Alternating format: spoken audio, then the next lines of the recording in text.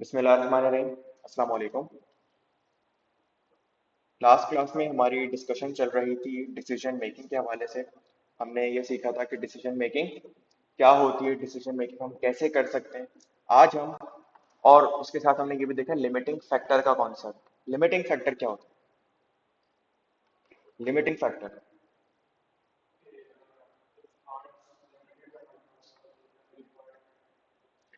Sir कोई भी चीज लिमिटिंग फैक्टर हो सकती है और प्रैक्टिकली लिमिटिंग फैक्टर एग्जिस्ट करता है। लिमिटिंग फैक्टर को जब हम पहले कंसीडर नहीं कर रहे थे, हम तो कह रहे थे कि मशीन आपके पास 200 घंटे प्रोडक्शन कर सकती है, हम कहते थे चलाओ 200 घंटे।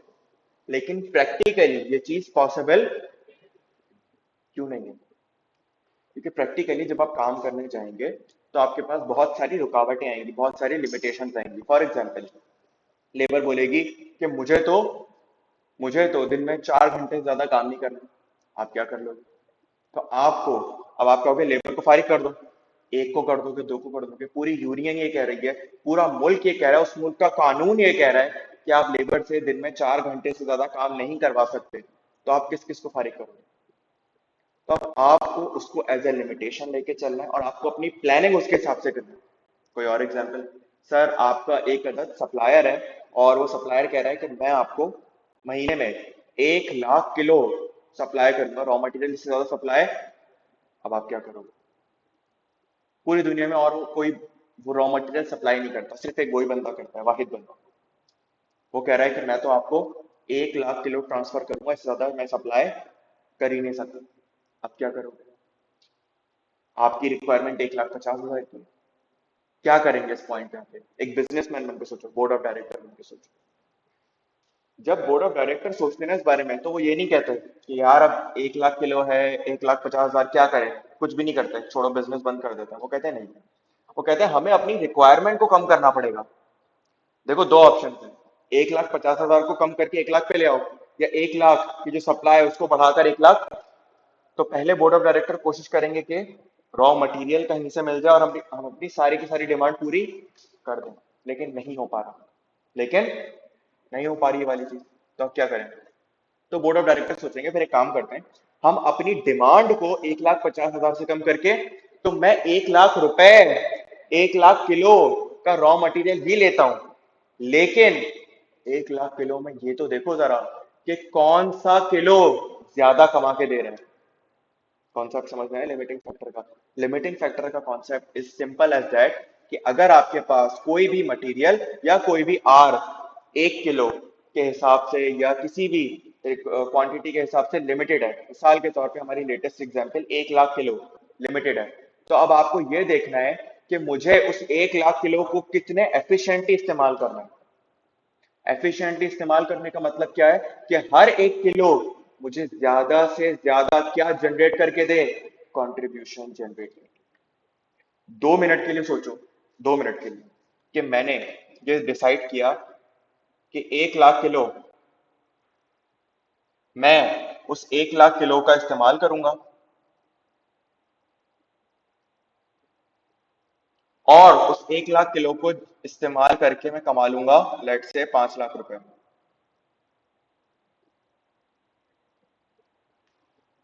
दूसरा ऑप्शन, 1 लाख किलो को इस्तेमाल करके मैं कमा लूंगा 6,50,000। क्या करोगे? पहला ऑप्शन, दूसरा ऑप्शन? सर हर बंदा कहेगा दूसरा ऑप्शन की तरफ जाऊंगा। तो यही काम आप लिमिटिंग फैक्टर में डिसीजन लेते वक्त कर रहे हो कि मैं कौन सी प्रोडक्ट पहले बनाऊं। तो जिस प्रोडक्ट का contribution margin per unit contribution margin per unit या कंट्रीब्यूशन मार्जिन पर लिमिटिंग फैक्टर जनरल फॉर्मूला बना दिया ना मैंने आप लोगों के लिए। कंट्रीब्यूशन मार्जिन पर, अगर वो बोल दे कि लिमिटिंग फैक्टर है लेबर आर्स, तो कंट्रीब्यूशन मार्जिन पर।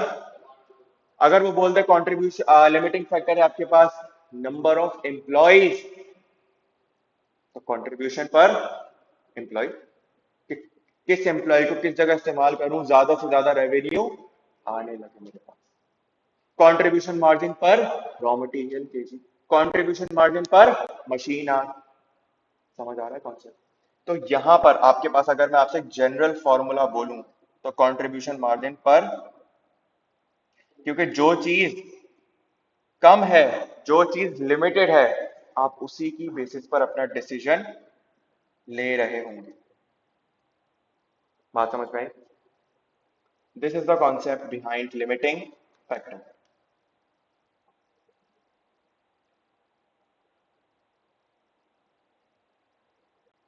हमने क्विक रिवीजन किया लिमिटिंग फैक्टर का। अब लास्ट क्लास में हमने इसका एक पास पेपर भी किया था, खुद से ट्राई किया? नहीं सर, खुद से कर लिया था क्या? पास पेपर नहीं, एक सवाल, एक क्वेश्चन हमने अटेम्प्ट किया था, हो गया था। बहुत बढ़िया। अब अच्छा, इसके अंदर कुछ थ्योरेटिकल बातें भी हैं, इस क्योंकि थ्योरेटिकल बातें ही हैं। और अगर आपने मेरा लास्ट लेक्चर लिया हो तो मैंने उसमें एक और बात भी बताई है कि इसमें आपने सिर्फ नंबर्स कैलकुलेट नहीं करने बल्कि कुछ बातें भी बोलनी है। बोल नहीं सकते आप अनफॉर्चुनेटली, लिख सकते हो। तो वो बातें आपने लिखनी है। आप लोगों ने लिखने की कोशिश करिए, कुछ पॉइंट्स बनाना शुरू करें। मिसाल के तौर पे जब डिसीजन लिया जाता है ना, तो डिसीजन सिर्फ नंबर्स की फॉर्म में नहीं होता।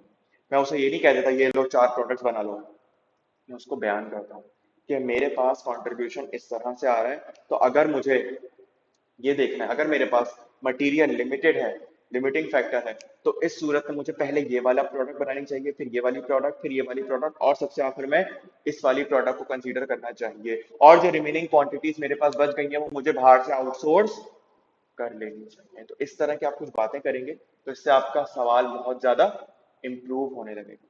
ठीक है, अगला टॉपिक इसी लिमिटिंग फैक्टर के अंदर, सॉरी इसी डिसीजन मेकिंग के अंदर आपके पास एक मसला अगर मैं ऐड कर दूं,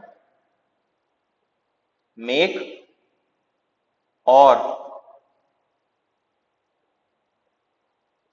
bye decision. Make or buy decision, क्या मतलब है मेक और बाय डिसीजन का?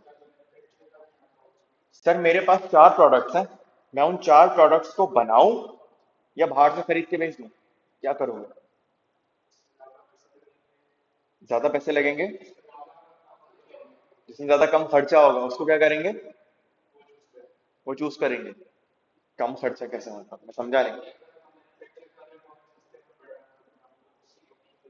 आसान लफ्जों में अगर हम सिंपल बोले तो ज्यादा, जिस तरह ज्यादा कंट्रीब्यूशन मिलेगा मैं, आसान लफ्जों में जहां ज्यादा पैसा दिखेगा मैं वहां भागता हुआ चला जाऊंगा। तो make or buy decision is simple, कि मुझे कोई भी चीज बनानी चाहिए या खरीदनी चाहिए। तो आप कहेंगे ठीक है, मैं ये इवेल्युएट करूंगा कि मुझे बनाने में ज्यादा फायदा हो रहा है या बाहर से खरीदने में ज्यादा फायदा हो रहा है। फॉर एग्जाम्पल, मेरे पास एक प्रोडक्ट ए है, इस प्रोडक्ट की सेलिंग प्राइस है 150। क्या है सेलिंग प्राइस? 150। अगर मैं इसको मैन्युफैक्चर करता हूं तो मुझे इसकी कॉस्ट इनकर होती है अराउंड 80 रुपए। 80 रुपए मुझे इसकी कॉस्ट इनकर करनी पड़ती है। लेकिन अगर मैं इसे बाहर से खरीद लूं तो मुझे कितने की पड़ेगी? मुझे ये पड़ेगी 60 रुपए की। आप क्या करोगे? बाहर से खरीदोगे और ज्यादा कंट्रीब्यूशन अर्न कर लोगे, कितना रुपए का, और घर चले जाओगे खुश होकर। अगर आपको पता चले कि अगर आप इसे बनाओगे इन हाउस, खुद से मैन्युफैक्चर करोगे, तो इसकी कॉस्ट आएगी अराउंड 70 रुपए। आप क्या करोगे? आप कॉस्ट 80 नहीं बल्कि, सॉरी माय मिस्टेक, 50 रुपए करना था इसको। अगर मेरी कॉस्ट है, आप क्या करोगे? मैन्युफैक्चरिंग करोगे और 100 रुपए घर लेकर, 100 रुपए का सीएम घर लेकर चले जाओगे। अच्छा, यूजुअली ये जो मैं कॉस्ट आपको दे रहा हूँ ना, ये वेरिएबल कॉस्ट होगी, क्योंकि फिक्स्ड कॉस्ट को कोई फर्क नहीं पड़ता आप 100 यूनिट बनाओ या 1000 यूनिट बनाओ। ऐसा तो नहीं हो सकता ना कि अगर आप कुछ प्रोडक्ट बाहर से खरीदो तो मशीन को भी उठाकर बेच दोगे, या बिजली का बिल नहीं आएगा, या लेबर को जो फिक्स्ड एम्प्लॉयज है उनको तनख्वाह नहीं दोगे। फिक्स कॉस्ट तो आपको फिर भी इनकर करनी पड़ सकती है। ऐसे कौन से पॉइंट है जहाँ फिक्स कॉस्ट भी खत्म होगी, वो हमारा अगला टॉपिक है। अभी मैं फिक्स कॉस्ट को क्या अज्यूम कर रहा हूँ कि फिक्स कॉस्ट आपको इनकर हो रही होगी। तो अब मेक और बाय डिसीजन का इस्तेमाल कहाँ हो रहा होगा? मेक और बाय डिसीजन का इस्तेमाल हो रहा होगा पहले जो आप लिमिटिंग फैक्टर पढ़ के आए थे ना, जो आप लिमिटिंग फैक्टर पढ़ के आए थे, उसका इस्तेमाल यहां पर भी हो सकता है। किस तरीके से? आप ये बोलेंगे कि सर मेरे पास एक प्रोडक्ट है जिससे मैं कमा रहा हूँ 150 रुपए, और मेरे पास एक अदद लिमिटिंग फैक्टर है, for example material. Limiting factor है मटेरियल। तो जब मेरे पास लिमिटिंग फैक्टर मटेरियल है, तो फिर मैं उस बुनियाद पर भी देख सकता हूँ कि मुझे किस प्रोडक्ट को बनाना चाहिए, किस प्रोडक्ट को बाहर से खरीद कर बेच देना चाहिए। Make or buy decision. यहां तक बात समझ में आई? A make or buy decision is a decision about whether to make an item internally or buy it from an external supplier, whether to do some work with internal resources or contract it out to another organization such as subcontractor and outsourcing organization. Practically अगर मैं आपको एक बात बताऊं, तो सस्ता आपको in house ही पड़ता है। सस्ता आपको इन हाउस ही पड़ता है अगर आप एक बड़े स्केल पर ऑपरेट कर रहे हैं। लेकिन अगर आप एक छोटे स्केल पर ऑपरेट कर रहे हैं, तो हो सकता है कि आपको इन हाउस बनाना थोड़ा सा महंगा पड़ रहा हो। क्यों? एक कॉन्सेप्ट इकोनॉमिक्स में पढ़ा होगा, इकोनॉमीज ऑफ स्केल, कि जितने बड़ी लेवल पे आप प्रोडक्शन करने लगते हो, उतनी ज्यादा पर यूनिट कॉस्ट आपके लिए कम होने लगती है, वेरिएबल कॉस्ट पर यूनिट कम होने लगती है। ये बात समझ में आई? फिक्स तो होती है, वो तो वैसे ही डिस्ट्रीब्यूट हो रही होती है जितने यूनिट्स बनाते जाओगे। लेकिन अगर आप बड़े लेवल पर काम करने लगो, तो अल्टीमेटली आपकी वेरिएबल कॉस्ट भी क्या होने लगती है? कम होने लगती है। ये बात तो हमें पता है। तो इसीलिए मेक और बाय डिसीजन बड़े लेवल पर अगर आप देखोगे, तो आपको ज्यादातर नजर आएगा कि यार मैं खुद ही बना लेता हूँ। लेकिन फिर यहाँ पर जो मसला आता है वो क्या होता है? Limiting factor. लेकिन अगर आप छोटे लेवल पर ऑपरेट कर रहे हो, तो शायद आपको खरीदना सस्ता पड़ जाए बनिस्बत बनाने के। The economic basis for the decision whether to make internally or whether to buy externally, outsource production, आप अपनी production भी outsource कर देते हैं, should be based on relevant cost. The preferred option from a financial viewpoint should be the one that has the lower relevant cost. कौन से option की तरफ जाओगे जहां पर रेलेवेंट कॉस्ट सबसे? तो रेलेवेंट कॉस्ट का कॉन्सेप्ट आपको डिसीजन मेकिंग से पहले क्यों पढ़ाया था? इसीलिए पढ़ाया था। वहां तो हम सिर्फ रेलेवेंट कॉस्ट कंसीडर कर रहे थे, यहाँ पर हम उसकी बुनियाद पर डिसीजन ले रहे होंगे। जैसे आपने कुछ कुछ दिन सवाल किया होगा डिसीजन मेकिंग का, उसमें हमने रेलेवेंट कॉस्ट का इम्पैक्ट लिया और फिर ये देखा कि मुझे क्या डिसीजन लेना चाहिए। एक मशहूर कंपनी जिसका फिलहाल मैं ऑडिट कर रहा हूँ, उसका नाम है जिल, जिल लिमिटेड। कैपरी सोप का नाम सुना है? कैपरी बड़ा मशहूर साबुन है, हैंड वॉश, ये सब चीजें आते हैं। तो ये जिल का प्रोडक्ट है, मशहूर प्रोडक्ट। जिल ये प्रोडक्ट पहले खुद बनाता था, लेकिन अभी 2 साल 1 साल से उसने अपना सारा काम क्या कर दिया? आउटसोर्स कर दिया। इसको कहा जाता है toll manufacturing.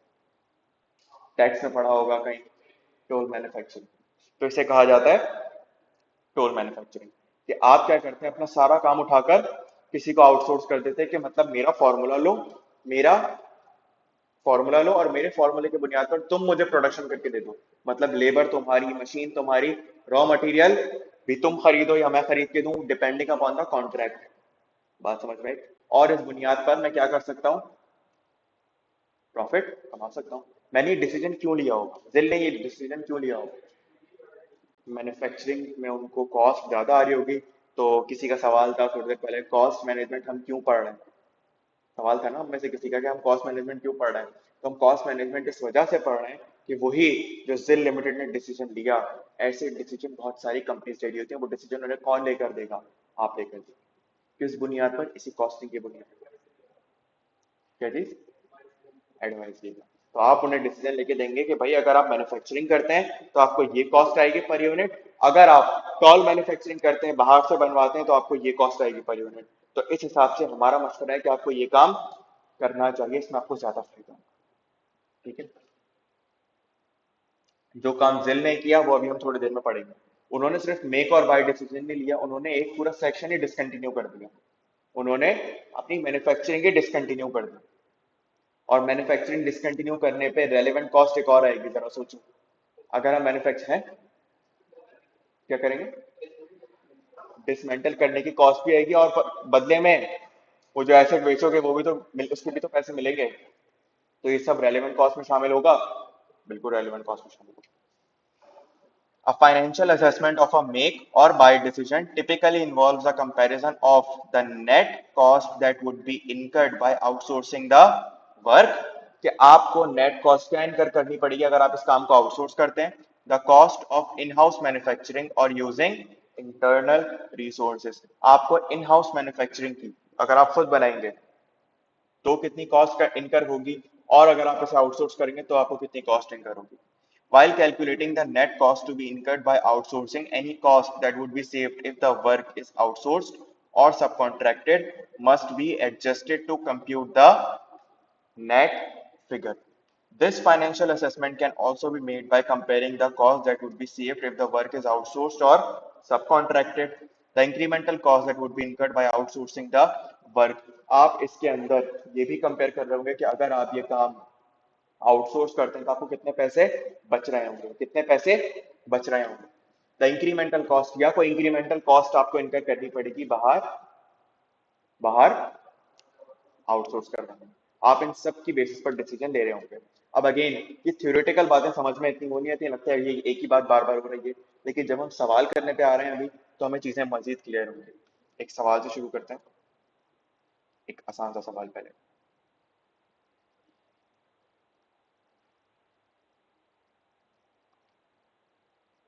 A company manufactures a component that is included in a final product that it also manufactures. Management have identified an external supplier who would be willing to supply the component. हम पहले एक चीज बना रहे थे लेकिन हमें फिर एक बंदा मिला जो हमें ये चीज बनाकर दे सकता है। The variable cost of manufacturing the component internally कितनी है? 10 रुपए। अगर आप इस component को मैन्युफैक्चर करते हैं इंटरनली तो आपको कितनी कॉस्ट होती है? 10 रुपए। हाईलाइट कर लेते हैं थोड़ा सा।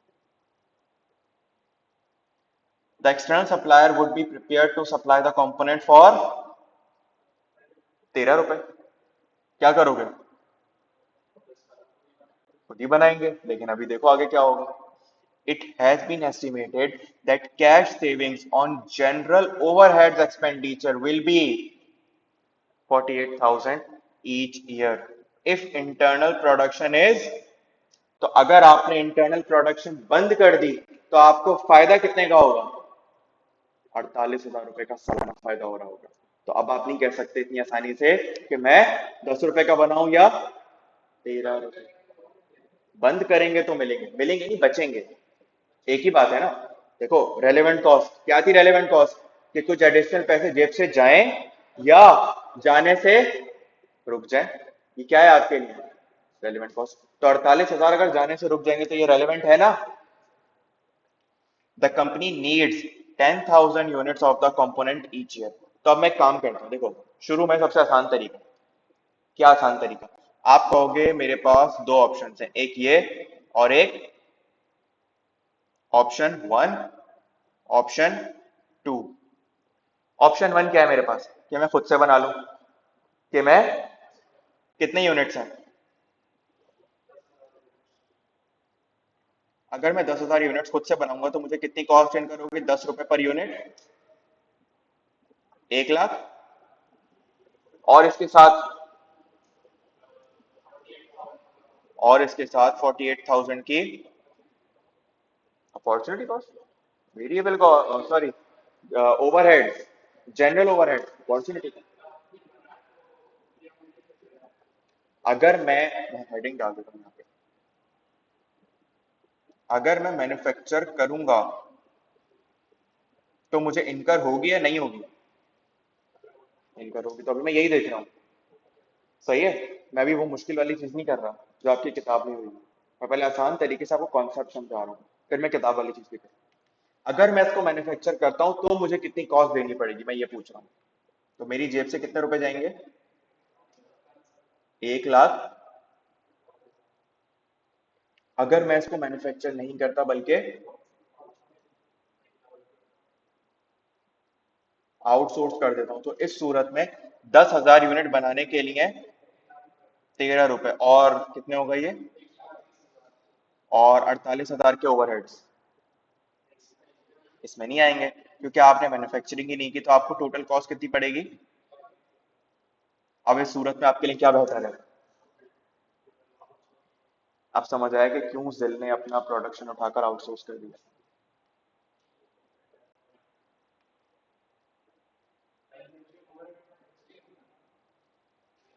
जरूरी नहीं है। ओवरहेड्स का है मैंने ओवरहेड्स के general overheads, for example assume कर सकते हो आप कि आपको ये चीज बनाने के लिए एक अदद कमरा किराए पे लेना पड़ता था, एक अदद फैक्ट्री का पोर्शन आपने किराए पे लिया हुआ था। तो अगर आपने ये चीज नहीं बनाई, मैन्युफैक्चरिंग खत्म कर दी, तो क्या वो फैक्ट्री का किराया जाएगा? उस एरिया का किराया जाएगा? तो अल्टीमेटली वो 48,000 बच जाएंगे ना जाने से, रेलेवेंट कॉस्ट। बात समझ में आई मेरी? कमरा मेरा नहीं था, किराए पे था। मेरा होता अगर, तो मैं कहता कि उठाकर बेच दो, तो फिर भी वो आपके लिए एक अदद इनफ्लो बन जाता। बात तो एक ही है ना, कॉन्सेप्ट समझ में आया? अब देयर फॉर वी शुड क्या करना चाहिए? आउटसोर्स।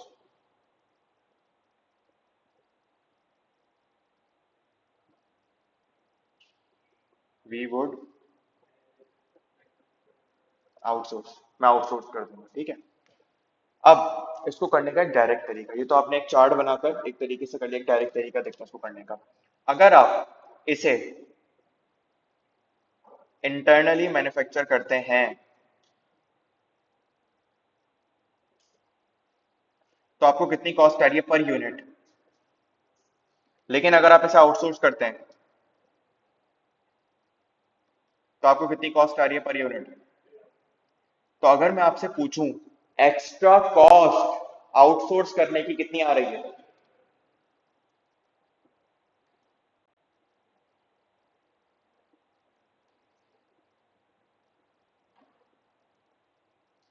एक और नाम दे दो इसको, एक और नाम दे दो इसको। अगर मैं इसको ये कहूं cost saving for in house manufacturing, कि अगर मैं इस प्रोडक्ट को घर पे बनाऊं तो मुझे कितने पैसे बच रहे हैं? अगर मैं इस प्रोडक्ट को घर में बनाऊं तो कितने पैसे बच रहे हैं? 3 रुपए।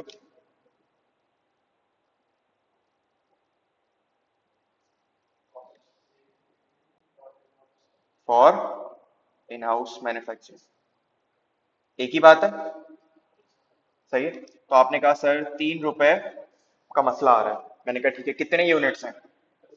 आपने कहा भाई 10,000 यूनिट्स हैं। मैंने कहा वेरी गुड। तो आपको कितने पैसे एक्स्ट्रा देने पड़ेंगे अगर आप आउटसोर्स करते हैं?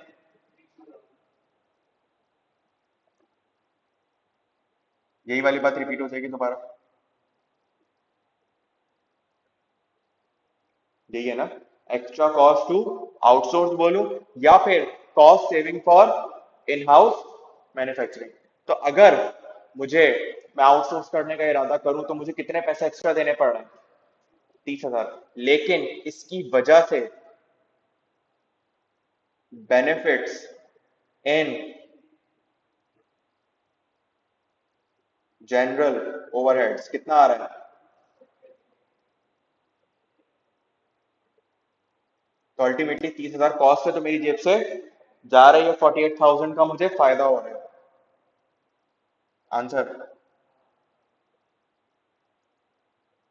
ये 18,000 क्या बता रहा है कि मुझे आउटसोर्स करना चाहिए, या कैसे पता चलेगा? जरा गौर करो। जब मैंने आपसे बोला कि 30,000 रुपए कॉस्ट इनकर होगी for cost to extra cost, इस पे एक जुमला लिखना। क्यों सर एक्स्ट्रा कॉस्ट क्यों? क्योंकि आप कुछ कॉस्ट इनकर कर चुके। एक्स्ट्रा कॉस्ट आपको कितनी इनकर करनी पड़ रही है? 3 रुपए, क्योंकि 10 रुपए तो आप वेरी इन हाउस मैन्युफैक्चरिंग की सूरत में भी इनकर कर रहे थे। आपको एक्स्ट्रा कितनी इनकर करनी पड़ रही है? 3 रुपए। यह आपको एक्स्ट्रा कॉस्ट इनकर करनी पड़ रही है, और इसके बदले आपको बचत कितने की हो रही है? 48,000 की। तो नेट बचत कितने की हो रही है?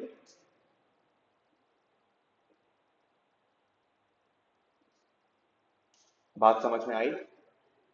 इसको एक और एक घुमाकर देखें उल्टे तरीके से। चलो उल्टे तरीके से देखते हैं। अगर मैं इसको उल्टे तरीके से देखूं तो मेरे पास, अगर मैं इसको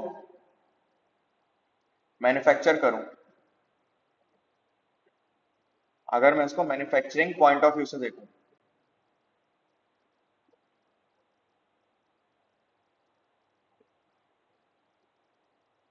अगर मैं इसको मैन्युफैक्चरिंग पॉइंट ऑफ व्यू से देखूं तो मुझे बताना, अगर मैं मैन्युफैक्चर करूंगा तो मुझे कितने की कॉस्ट बचत होगी।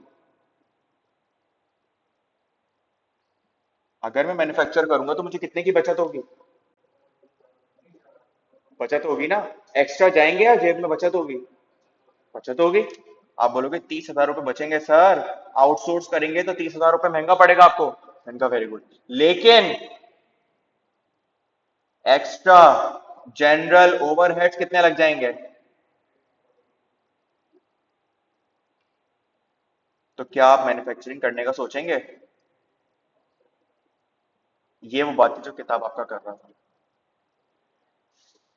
कि मैं दो एंगल से ऐसे देख सकता हूं कि मैन्युफैक्चरिंग करने में कितनी कॉस्ट देनी पड़ रही है और कितना फायदा हो रहा है, या फिर आउटसोर्स करने में कितनी कॉस्ट देनी पड़ रही है, कितना फायदा हो रहा है। इस बात को अगर आपकी बुक अल्फाजों में बयान करना चाहे तो वही बात बनती है।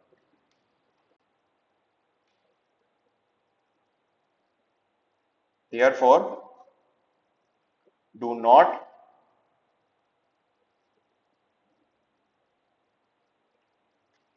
manufacture।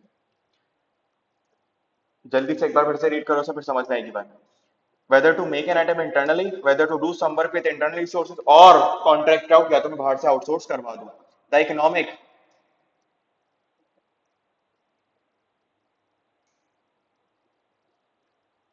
क्या गर्मी हो रही, the economic basis for the decision कि क्या आपको प्रोडक्ट बनानी चाहिए या ये प्रोडक्ट आपको एक्सटर्नली आउटसोर्स करनी चाहिए, should be based on relevant cost. The preferred option from a financial view point should be the one that has the lower relevant, जहां पर आपको सबसे कम रेलेवेंट कॉस्ट इनकर हो रही होगी, आप उस तरफ जा रहे होंगे। Financial assessment of make or buy decision typically involve comparison of the decision, the net cost that would be incurred by outsourcing the work. आपको काम आउटसोर्स करने की कितनी कॉस्ट इनकर करनी पड़ रही है, या cost of in house manufacturing. आप इन दोनों कॉस्ट को कंपेयर करेंगे, जो सबसे कम आएगी आप उस तरफ जा रहे होंगे। या फिर आप इस तरह से भी सोच सकते हैं, the cost that would be save, अगर मैं इसको आउटसोर्स करूं तो कितनी बचत होगी, या मैं इसको इंटरनली बनाऊं तो कितनी बचत हो रही होगी। सेम बात हो रही है। अब make or buy decision with limiting factor, कि अगर मेरे पास एक अदद लिमिटिंग फैक्टर भी आ जाए, अगर मेरे पास लिमिटिंग फैक्टर भी आ जाए तो मुझे सूरत में क्या करना चाहिए। शुरू हो जाओ, जल्दी जल्दी से। स्ट्रक्चर स्ट्रक्चर फॉलो करने की बस मुझे आंसर चाहिए। रैंकिंग करनी पड़ेगी ना, कि पहले क्या आना चाहिए, दूसरे नंबर पे क्या।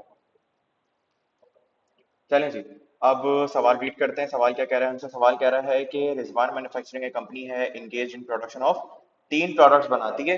Due to increase in demand of product the RMC is facing difficulties in producing. मैं सारे यूनिट्स नहीं बना सकता, मेरे पास डिमांड बहुत बढ़ गई है। The maximum machine hours available in the month of March are, तो मेरे लिए लिमिटिंग फैक्टर क्या है। मशीन आवर्स मेरे लिए क्या बन गए हैं, लिमिटिंग, यहाँ पे करते हैं लिमिटिंग फैक्टर। ठीक है। मैक्सिमम डिमांड कितनी है मेरे पास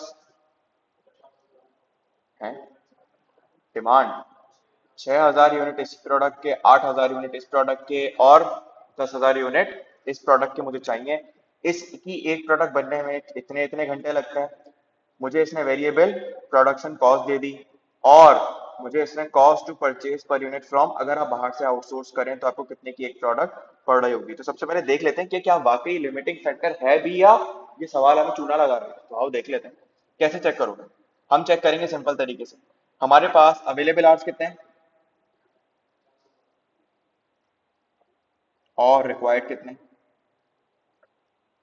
अगर मुझे रिक्वायर्ड आवर्स निकालने हैं तो मैं क्या करूंगा, मैं बोलूंगा 6,000 मैक्सिमम डिमांड है मल्टीप्लाई बाय 4 और 8,000 मल्टीप्लाई बाय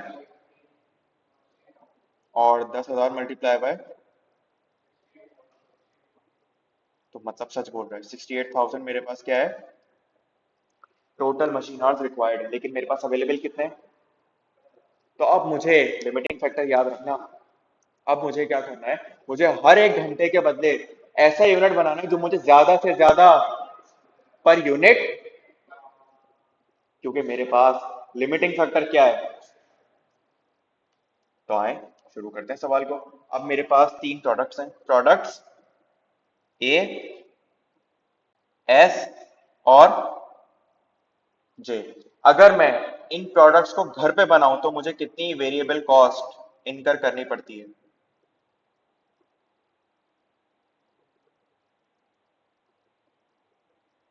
कितनी इनकर करनी पड़ती है? 60 रुपए इसके, 100 रुपए, ठीक है। और अगर मैं इसे आउटसोर्स कर दूं तो 90 रुपए, 120 रुपए, और मतलब मुझे महंगा तो पड़ता ही पड़ता है। लेकिन अब ये देखते हैं कि कितना महंगा पड़ता है। तो सर अगर महंगा पड़ ही रहा है तो आउटसोर्स क्यों कर रहे हो? अगर महंगा पड़ ही रहा है तो आउटसोर्स क्यों कर रहे हो? डिमांड मीट करने के लिए। मैं ये आइडेंटिफाई कर रहा हूं कौन सी प्रोडक्ट आउटसोर्स करूं और कौन सी प्रोडक्ट घर में बनाऊं। घर में बनाऊं तो ज्यादा से ज्यादा फायदा होना चाहिए, आउटसोर्स करूं फायदा होगा ही होगा।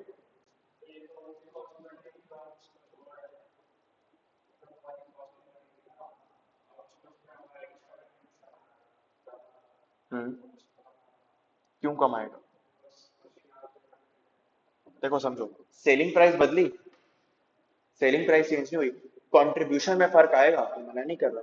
यहाँ पर उसने आपको सेल्स प्राइस नहीं दी थी। अगर सेल्स प्राइस दी दी होती तो आप कंट्रीब्यूशन वाले तरीके से भी निकाल सकते थे, लेकिन अगर उसने आपको सेल्स प्राइस नहीं दी थी तो कंट्रीब्यूशन वाले तरीके से आप नहीं निकाल सकते, पहली बात। दूसरी बात जरा सुनो, मैं सेल्स वाले तरीके से निकालूं या एक्स्ट्रा कॉस्ट कैलकुलेट करके निकालूं, आंसर में डिफरेंस आएगा? बिल्कुल भी डिफरेंस नहीं आएगा। क्या होगा तो हम अभी ट्राई भी कर लेंगे, तीनों की एक सेल्स प्राइस अज्यूम करेंगे और उससे करके देखते हैं। आउटसोर्स करता हूं अगर मैं इसे तो मुझे एक्स्ट्रा कॉस्ट कितनी इनकर होनी करनी पड़ रही है, और इसके लिए 20 रुपए। और एक्स्ट्रा कॉस्ट क्या है ये? पर मेरे पास लिमिटिंग फैक्टर क्या है, तो मुझे एक्स्ट्रा कॉस्ट क्या निकालनी चाहिए? पर मुझे एक बात बताओ, कंट्रीब्यूशन दूं या एक्स्ट्रा कॉस्ट दूं, अलग अलग बात है? एक ही बात है, दोनों से करके देखेंगे अभी। यहाँ पर उसने आपको सेल्स प्राइस नहीं दी तो आप कंट्रीब्यूशन नहीं निकाल सकते, हम अभी दोनों से करके देखते हैं। सही है।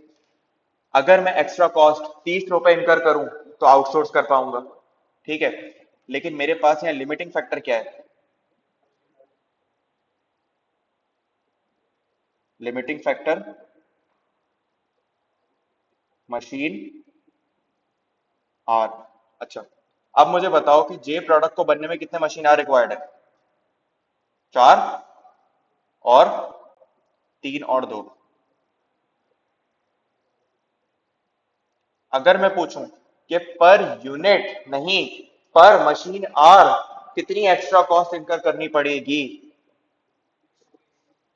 ये एक्स्ट्रा कॉस्ट मुझे जवाब देना, बात एक्स्ट्रा कॉस्ट मैन्युफैक्चर करने की या एक्स्ट्रा कॉस्ट आउटसोर्स करने की है? ये बात ध्यान से रखना। अगर आप एक्स्ट्रा कॉस्ट मैन्युफैक्चर करने की ले रहे होगे तो अलग बात हो जाएगी, अगर आप एक्स्ट्रा कॉस्ट आउटसोर्स करने की ले रहे होगे तो मतलब उल्टा हो जाएगा पूरा। अब मुझे बताओ कि extra cost per machine hour कितनी आ रही है? 30 डिवाइड बाय 4 मल्टीप्लाई बाय, मुझे एक बात बताओ, सुनो, नहीं लॉजिकल, 30 रुपए की एक्स्ट्रा कॉस्ट इनकर कर रहे हो पर यूनिट, एक यूनिट को बनने में कितने घंटे लगते हैं? तो अगर मैं पूछूं कि एक घंटे में कितनी एक्स्ट्रा कॉस्ट इनकर होगी तो 30 को मल्टीप्लाई बाय 4 करोगे, डिवाइड बाय 4 करो, डिवाइड बाय 4, 7 पॉइंट आगे क्या हो गया भाई? इसका 10 आ गया, इसका 6 पॉइंट। अब मेरे पास मशीन आर, जरा सुनना, लिमिटेड है, और हर मशीन आर पे एक्स्ट्रा कॉस्ट में इनकर कर रहा हूं ₹7.5, 6.67 और ₹10। अगर मैं इसे आउटसोर्स करता हूं, मुझे एक सिंपल सी बात बताओ कि मुझे कौन सी प्रोडक्ट को आउटसोर्स करना चाहिए, कौन सी प्रोडक्ट को आउटसोर्स नहीं करना चाहिए। ये है अहम पॉइंट इसके अंदर। एस को करना चाहिए क्या, आउटसोर्स कर देना चाहिए, ठीक है। और जे को भी कर दे, ए को नहीं करना चाहिए। बिल्कुल सही बात। आप क्या सही है? आप ये बताओ मैन्युफैक्चर कौन सी करें, आप ये बताओ मैन्युफैक्चर कौन सी करूं मैं, कौन सी करनी चाहिए प्रोडक्ट इनमें से? तीनों करूं? नहीं नहीं, मेरे पास लिमिटेड है आंसर, बताओ, शाबाश। हम्म, प्रोडक्ट का नाम बताओ भाई मुझे, मैं डायरेक्टर हूँ। डायरेक्टर होता है खड़ूस आदमी, उसको सिर्फ इतना पता है पैसा। मुझे ये बताओ क्या करूं क्या ना करूं, ये घुमाओ फिराओ भाई याद नहीं करो। वो कहता है तुम चार्टर्ड अकाउंटेंट हो, मैं नहीं हूं, मैं सेठ आदमी हूँ। हाँ, क्या जी? ए क्या करूं? और किसको बाहर? कौन सी? बी तो है ही नहीं यहाँ पे। एस करवा दूं, और जे का क्या करूं?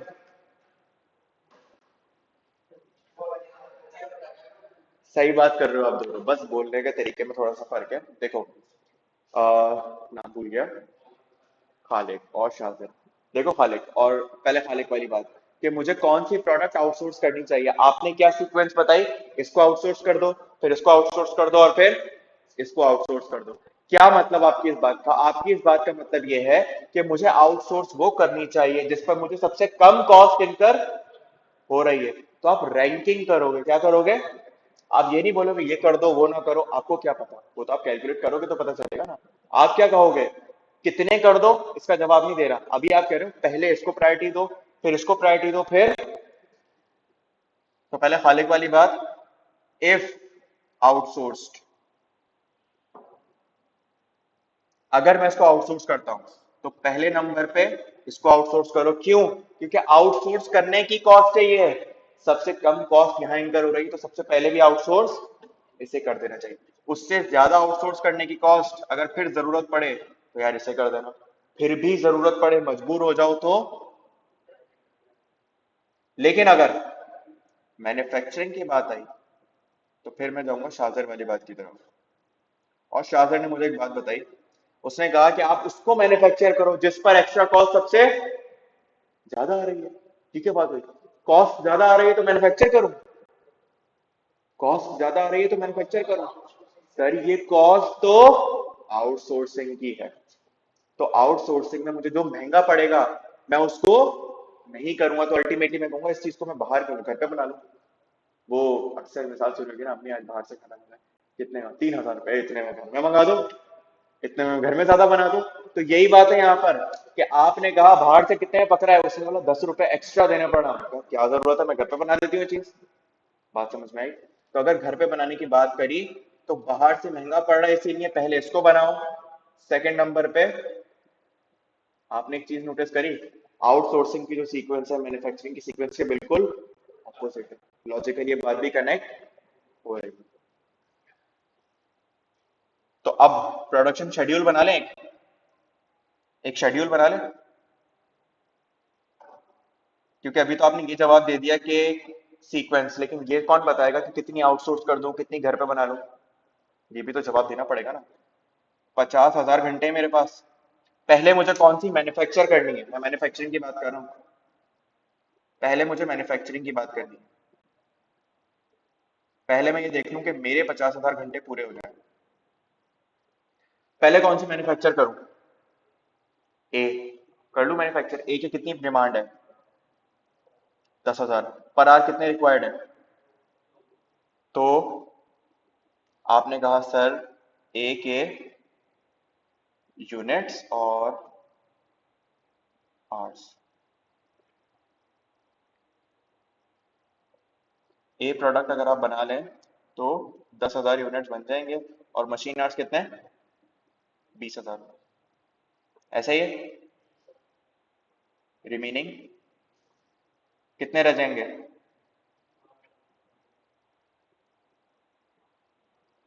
क्लियर है? इसके बाद सेकंड ऑप्शन क्या है? जे। अच्छा, अब कैलकुलेटर हाथ में होना चाहिए, क्योंकि ये काम हम कैलकुलेटर पे करते हैं, हर चीज शो नहीं कराएंगे। जे के कितने यूनिट चाहिए? 6,000। एक यूनिट को बनने में कितने घंटे? मल्टीप्लाई करके आंसर बताओ। बन जाएंगे, सारे बन जाएंगे। तो 6,000 यूनिट्स को बनने में अब कितने रह गए? तीसरी मेरी प्रायोरिटी क्या थी? एस। एस के कितने यूनिट्स हैं? 8,000 मल्टीप्लाई बाय 3। कितने आवर्स रिक्वायर्ड है? अवेलेबल कितने हैं? तो सारे नहीं बना सकते। कितने यूनिट बना सकते हो? 6,000 घंटे में कितने यूनिट बन जाएंगे? एक यूनिट को बनने में 3 घंटे रिक्वायर्ड हैं। मेरे पास 6,000 घंटे अवेलेबल हैं। एक यूनिट को बनने में 3 घंटे, तो मैं डिवाइड कर देता हूँ। क्या आंसर आएगा? 8,000 को डिवाइड बाय, सॉरी 6,000, 6,000 को डिवाइड बाय, क्या आंसर आएगा? 2,000 यूनिट्स। आप क्या कर लो, इसके भी बना लो, और आपके 6,000 घंटे पूरे हो गए। अब बारी आई, इफ नहीं, सॉरी, आउटसोर्स, कि आपको कितने आउटसोर्स करने पड़ेंगे।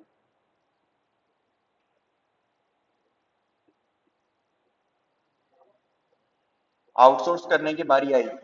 आउटसोर्स करने की बारी आई तो आपने कहा एस प्रोडक्ट के जितने बचे हुए यूनिट्स हैं मैं क्या कर दूंगा?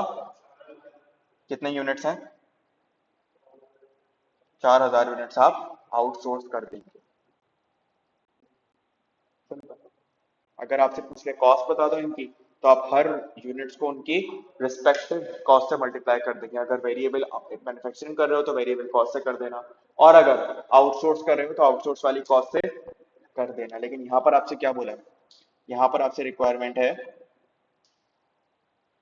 determine which products should be manufactured in house and which should be outsourced। तो आपने बता दिया कि नीचे जुमला क्या लिखोगे?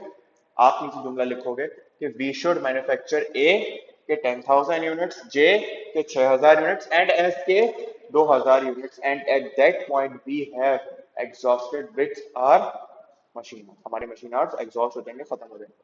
Then the remaining demand for product F, which is equal to 4,000 units, should be outsourced। कितना अच्छा आपने डिसीजन मेकिंग से करके दी। सही है।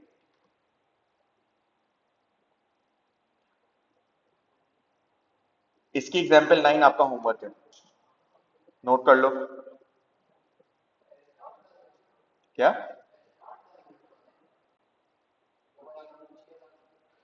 किसने लिखवाई है 4,000?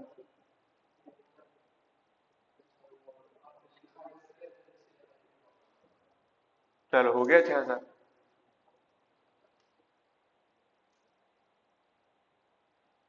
इसके बनाने कितने हैं? 8,000।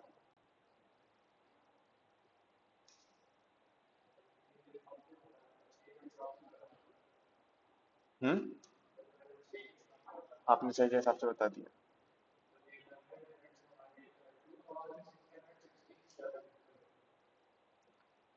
2,667।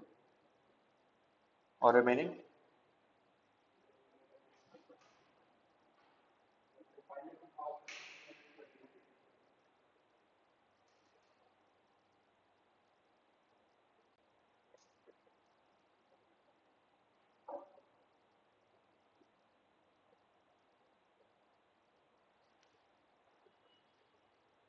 अकल के दुश्मनों, सही तो लिखा हुआ है, क्यों चिढ़वा रहे हो फजूल में?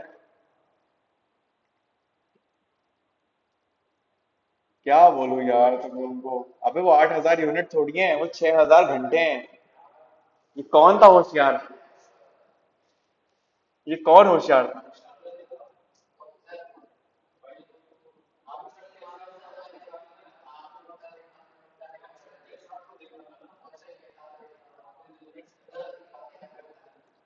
हद होती है यार। सही चीज लिखी हुई मिटवा के गलत करवा रहे हो। मैं कह रहा हूँ पता नहीं इनको क्या, कौन से उसमें चल रहा है। मैंने कहा हाँ करता हूँ, पहले इनको पूरा करके फिर बताता हूँ। पहले गलत करता हूँ फिर इनको बताता हूँ कि क्या तुम लोग। चलो, आउटसोर्स करने के उसमें मुझे कितना है? 6,000। सॉरी, सही है। सही जवाब है 6,000, क्योंकि ये 6,000 घंटे हैं। अब सुन लो इधर। अच्छा इधर देखो देखो। अब देखो, एग्जाम्पल नंबर 9 आपका होमवर्क है, सेम इसी तरीके से होगा, बस यहाँ पर लिमिटिंग फैक्टर कुछ और हो जाएगा। नोट कर लो, ये मुझे चाहिए कर। एग्जाम्पल 9।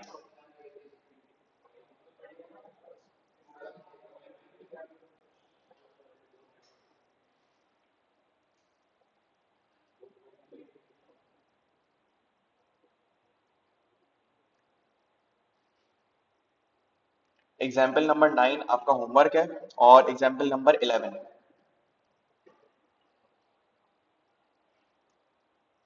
देख लो।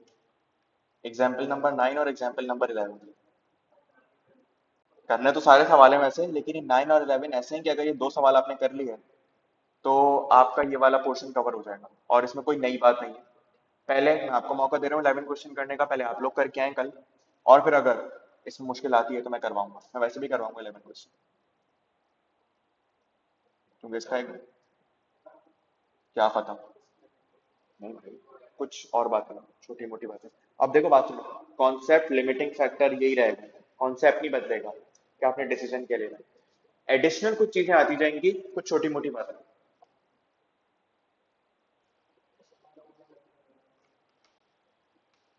तो ये खत्म तो होने दो अल्लाह के बंदो। कल की फिक्र है, आज की नहीं है। Long term.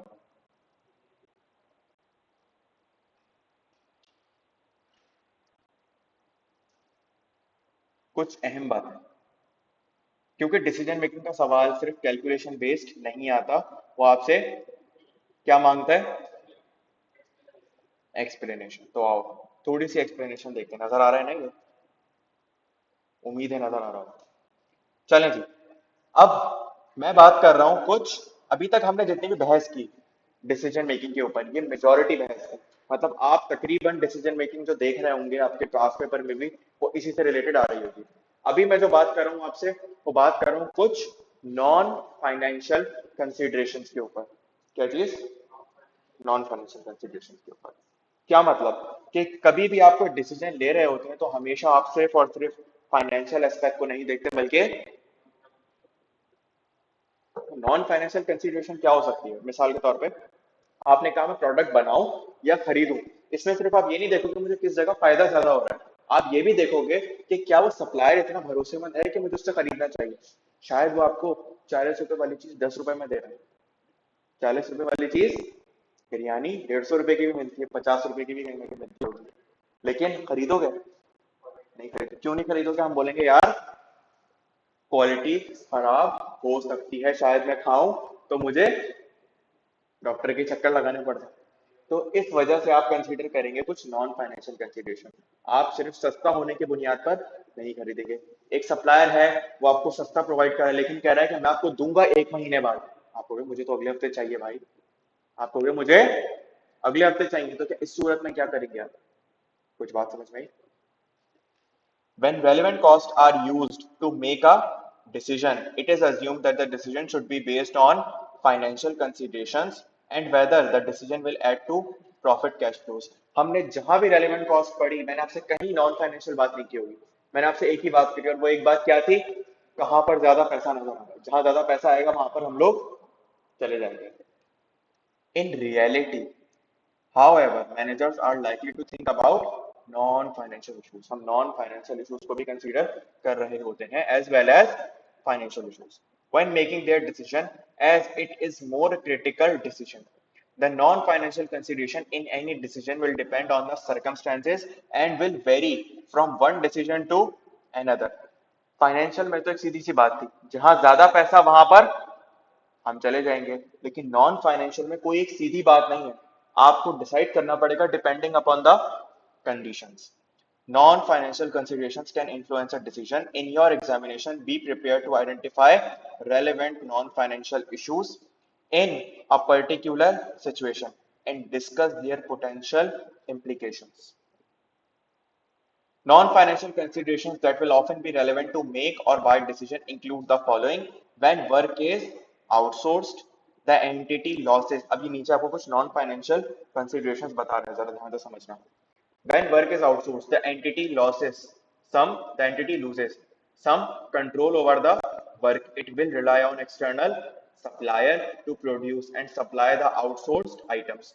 There may be some risks that the external supplier will produce the outsourced item to a, शायद वो इतने घटिया क्वालिटी की प्रोडक्ट बनाए कि आप उसको बेचें तो आपका कस्टमर ही नाराज हो जाए, अगली दफा आपको ऑर्डर ही ना दे. तो क्या इस सूरत में हम सस्ती प्रोडक्ट खरीदेंगे? नहीं खरीदेंगे. Fail to meet delivery dates on schedule so that production of the end product may be held up by lack of components. तो शायद आपको कोई सप्लायर सस्ती प्रोडक्ट तो प्रोवाइड कर रहा हो लेकिन इतना देर से कर रहा हो कि फिर आपको फायदा ही ना हो, आप उसको बना ही ना सकें, बेच ही ना सकें, कस्टमर को सप्लाई कर ही ना सकें. तो इन चीजों को भी आप कंसीडर कर रहे हैं. The entity will also lose some flexibility if it needs to increase or reduce supply of the outsourced item in short notice. It may be unable to do because the terms of agreement with the external supplier. For example, the terms of the agreement may provide for supply of a fixed quantity of the outsourced item each month. इस बात का मतलब ये है कि हो सकता है आपने किसी सप्लायर के साथ एग्रीमेंट कर लिया कि तुमसे मैं हर महीने 1 लाख यूनिट्स खरीदूंगा, लेकिन अगर आखिर के एक हफ्ते में आपको पता चला कि आपको तो जरूरत ही नहीं प्रोडक्ट्स की या आपको इतनी ऑर्डर ही रिसीव नहीं हुए, तो क्या इस सूरत में आपके पास ऑप्शन है बैक ऑफ करने का? अब आपका कॉन्ट्रैक्ट हो चुका है, आपको वो 1 लाख यूनिट्स लाजमी खरीदने हैं. तो ये एक बहुत बड़ा मसला है. अगर आप मैन्युफैक्चरिंग कर रहे होते तो फ्लेक्सिबल है, मैं नहीं बनाता यूनिट्स. लेकिन अगर आपने कॉन्ट्रैक्ट किया हुआ है तो इस सूरत में आप बाइंडेड हैं कि आपको वो प्रोडक्ट लाजमी खरीदनी है. A decision to outsource some work may have implications for employment within the entity as it may be necessary to make some employees redundant. This will have cost implications and could also adversely affect relations between management and other employees. शायद आपके employees, अगर आपके employees देखेंगे जिल limited, वहां पर जब ये टोल मैन्युफैक्चरिंग का काम शुरू हुआ तो उन्होंने बहुत सारे एम्प्लॉयज को निकाल दिया. अब वहां पर ये हाल है कि वहां पर हर एम्प्लॉय डरा हुआ है कि कहीं ऐसा ना हो अगला नंबर हमारा हो, हमें भी निकाल देंगे. क्योंकि आपने एक प्रैक्टिस शुरू कर दी और वो क्या है, एम्प्लॉयज को निकालने की. तो आपके बाकी एम्प्लॉयज भी डर जाएंगे, और अगर वो डर जाएंगे तो वो क्या काम सही से करेंगे? डर के काम करेंगे. शायद वो फ्रॉड करना शुरू कर दें, शायद वो अपनी नौकरी जाने के डर से आपके ऑफिस में ध्यान ही ना दें. सही है, इंटरव्यू देते हैं कहीं और. बात समझ आ रही है? तो ये कुछ मसले आपको अराइज हो रहे हैं भाई नॉन फाइनेंशियल कंसीडरेशन से. It might be appropriate to think about the long term consequence of a decision to outsource work. What might happen if the entity changes its mind at some time in the future and decides either to bring the work back in house or give the work to a different external supplier? The problem might be that taking the work from the initial external provider, placing it somewhere else might not be easy in practice, since the external supplier might not be cooperative in helping with the removal of its work. क्या मतलब हुआ इस बात का? जिल limited ने आज फैसला ले लिया कि हम अपना काम आउटसोर्स कर देंगे, हम कैपरी का साबुन खुद नहीं बनाएंगे बल्कि शाहजर से बनवाएंगे. उन्होंने कहा ठीक है. अब ये शाहजर बना रहे हैं उनका साबुन 1 साल 2 साल, लेकिन किसी पॉइंट पे उनका ख्याल आया यार दोबारा से फैक्ट्री लगा दे. अब सोचो डिसीजन मेकिंग करी तो अब मुझे लग रहा है कि आउटसोर्सिंग से सस्ता मुझे क्या पड़ रहा है, इन हाउस मैन्युफैक्चरिंग. मैंने रेलेवेंट कॉस्ट वगैरह सब अच्छे से निकाली. तो जैसे ही मैंने कहा शाकिर साहब अब मैं आइंदा आपसे प्रोडक्ट नहीं बनवाना चाह रहा, मैं ये कॉन्ट्रैक्ट खत्म करना चाहता हूँ. आपने कहा ऐसे कैसे खत्म करोगे कॉन्ट्रैक्ट? आप कॉन्ट्रैक्ट खत्म कर ही नहीं सकते क्योंकि आपने यही क्लॉज डाला है, आप अगले 10 साल तक मुझसे बनवाओगे प्रोडक्ट. इस सूरत में अगर सप्लायर आपके साथ कोऑपरेटिव नहीं है तो क्या आप अपनी प्रोडक्ट को वापस ला सकते हैं अपने पास, खुद से मैन्युफैक्चरिंग करवा सकते हैं? कल को आपको शाहजर ने सही क्वालिटी की प्रोडक्ट प्रोवाइड नहीं की, जो आपने ऊपर इशू पड़ा, तो आपने कहा मैं क्या करता हूँ ये प्रोडक्ट शाहजर से लेकर इनसे मैन्युफैक्चर करवा लेता हूँ. मैंने कहा ठीक है। तो मैं शातिर के पास गया, यार कॉन्ट्रैक्ट खत्म करना है, आपसे उसमें कर ही नहीं सकता, आपने जितने साल कॉन्ट्रैक्ट किया हुआ है, मैं तो कॉपरेट कर ही नहीं आपके साथ। तो शायद वो जो पुराना सप्लायर है वो आपके साथ कॉपरेट ना करे, और इस सूरत में आप जैसी वो प्रोडक्ट दे रहे हैं उसके साथ गुजारा कर रहे हैं। नॉन फाइनेंशियल कंसिडरेशन है, मैं कोई फाइनेंशियल बात नहीं कर रहा, मैंने पैसों की कोई बात ही नहीं की अभी। The company cannot hope to maintain any competitive advantage from the work of the external supplier, since the competitors can hire the same supplier. Company जो है वो किसी के साथ compete नहीं कर सकती। आप compete करते हैं तो आप अपनी प्रोडक्ट की क्वालिटी बेहतर बनाते हैं प्राइस कम से कम करके, लेकिन अगर आप खुद बनवाई अपने किसी कॉम्पिटिटर से रहे तो क्या आप किसी से कॉम्पीट कर सकते हैं, मुकाबला कर सकते हैं? नहीं कर सकते। लेकिन इसके कुछ फायदे भी हैं।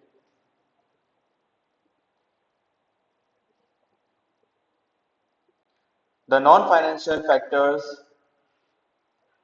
the non-financial factors listed above all reasons against outsourcing work, there might be non-financial benefits from outsourcing the work to an external supplier. कुछ फायदे भी हैं। If the work is outsourced, is not specialized, or is outsourced the entity's main area of expertise, outsourcing the work will enable management to focus their efforts on those aspects of operations that the entity does best. For example, it could be argued that activities such as management of an entity's fleet of delivery vehicles for the monthly payroll work should be outsourced because the entity itself has no special expertise on these areas. कुछ कुछ जगहों पर आपको ये चीज अच्छी भी है, फायदेमंद भी है। वो क्यों है, जरा सोचें। एक कंपनी है, उसका काम है एसी बनाकर बेचना, क्या उसका काम अकाउंटिंग करना है? जब उसका काम अकाउंटिंग करना नहीं है तो क्या वो अकाउंटिंग में बहुत ज्यादा स्पेशलाइज्ड है? जब वो अकाउंटिंग में स्पेशलाइज्ड नहीं है तो मुझे एक बात समझाइए जरा, कि अगर वो अकाउंटिंग में माहिर नहीं है तो क्या अकाउंटिंग में माहिर होने वाला काम कर सकते हैं? क्या वो अकाउंटिंग बहुत अच्छे से कर सकते हैं? तो इस सूरत में उन्हें क्या करना चाहिए, अपनी अकाउंटिंग सर्विस किसी और फर्म को आउटसोर्स कर देनी चाहिए। इंटरनल ऑडिट क्यों बहुत सारी फर्म्स आउटसोर्स कर देते हैं, वो कहते हैं हम इस चीज में माहिर नहीं है, क्यों हम इतने मेहनत करें, पूरा एक डिपार्टमेंट बनाएं, इससे बेहतर है कि कुछ पैसे दो और इस काम को आउटसोर्स कर दो। तो आउटसोर्सिंग का एक फायदा यह है कि वो एरियाज जिनमें हम माहिर नहीं है, जिनमें हमारी एक्सपर्टीज नहीं है, जिनमें हमारी बहुत ज्यादा रिसोर्सेज नहीं है, हम वो काम किसी एक आउटसोर्स बंदे को दे दें, और उस बंदे के पास रिसोर्सेज भी होंगे, उस बंदे के पास नॉलेज भी होगी, एक्सपर्टीज भी होगी, तो वो हमारा काम बहुत अच्छे से संभाल लेगा। एक और एग्जांपल, डिलीवरी व्हीकल्स। बहुत सारी कंपनीज आज के दौर में अपनी डिलीवरी व्हीकल्स नहीं खरीदती, बल्कि वो क्या करती हैं, वो अपना काम आउटसोर्स कर देती है। What does it mean by outsource कर देती हैं? वो एक कंपनी को कॉन्ट्रैक्ट देती है कि आज से हमारी सारी डिलीवरीज आपकी जिम्मेदारी। तो जब हमारी सारी डिलीवरीज आपकी जिम्मेदारी, तो हमें टेंशन लेने की जरूरत ही नहीं है, हम सिर्फ आपको फोन करेंगे और आप आकर हमारा सामान उठाकर ले जाएंगे। क्लियर है? इनफैक्ट एम्प्लॉयमेंट के लिए भी बहुत सारी कंपनीज आउटसोर्स कर देती है अपना काम। मतलब मुझे अपनी फैक्ट्री के अंदर 150 वर्कर चाहिए, एक मशहूर है जमाना कंपनी, उसका नाम है HRSG। HRSG, अब मुझे इसका फुल फॉर्म नहीं पता, ह्यूमन रिसोर्स करके कुछ नाम है इसका। तो इनका काम क्या होता है, आप आज फैक्ट्री खोलते हो, आपको 1 लाख लेबर की जरूरत है, या 50,000 एम्प्लॉयज चाहिए, तो आप इनको फोन करेंगे, ये आपको 50,000 एम्प्लॉयज हायर करके दे देंगी। इनको सैलरी देना किसकी जिम्मेदारी है? उनकी जिम्मेदारी। प्रोविडेंट फंड मेंटेन करना, उस पर टैक्स डिडक्ट करना, ये सारे मसले किसके हैं? आपने सिर्फ एक एंट्री रिकॉर्ड करनी है, क्या?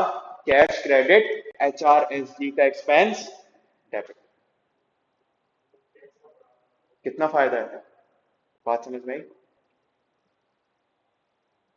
The external supplier, on the other hand, may have specialist expertise which enables it to provide the outsourced products or services more efficiently and effectively. For example, a company might outsource all its IT support operations because it cannot recruit and retain IT specialists. An external service provider, on the other hand, will employ IT specialist. एक और example IT की। इसका एक फायदा ये भी है external supplier को हायर करने से, कि ऐसे काम जिसमें बहुत ज्यादा स्पेसिफिकेशंस रिक्वायर्ड है, अब जैसे आईटी है, वो हर कोई नहीं कर सकता काम, उसके लिए आपको एक पूरा सर्वर बनाना है, डीएसआर में पढ़ा है ना, ऑन प्रेमिसेस क्लाउड। अब वो बच्चे जो डीएसआर पढ़ रहे हैं या पढ़ के आ चुके हैं तो उनको तो बड़ा अच्छे से समझ में आया होगा ये वाला पॉइंट, कि अगर आप एक डेटा सिस्टम बनाने की बात करते हैं, डेटा सेंटर बनाने की बात करते हैं, तो कितना महंगा पड़ता था हमें।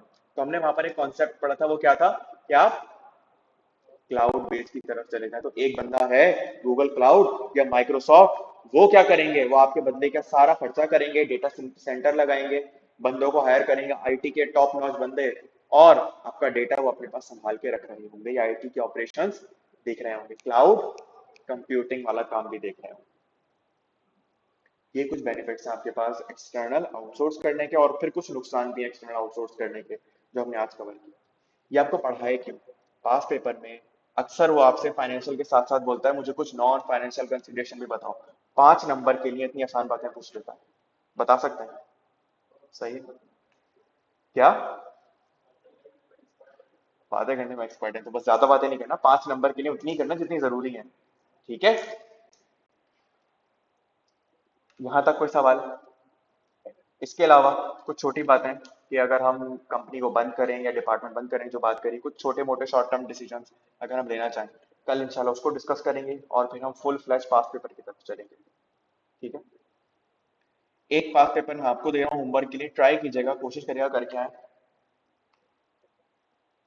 ये सवाल छोटे छोटे हैं, मेरे हिसाब से आधा घंटे में हो जाएंगे, ज्यादा टाइम तो नहीं लगेगा। एक पास पेपर है ये, इसको अटेम्प्ट कीजिएगा, जुपिटर लिमिटेड के नाम से। इसका सॉल्यूशन भी अटैच्ड है, लेकिन सॉल्यूशन मत देखिएगा, आसान सा पास पेपर। ठीक है, ये आपके ड्राइव में अवेलेबल है। कोई सवाल? चलो, अपना ख्याल रखिएगा। अल्लाह हाफिज, कल इंशाल्लाह मुलाकात होती है।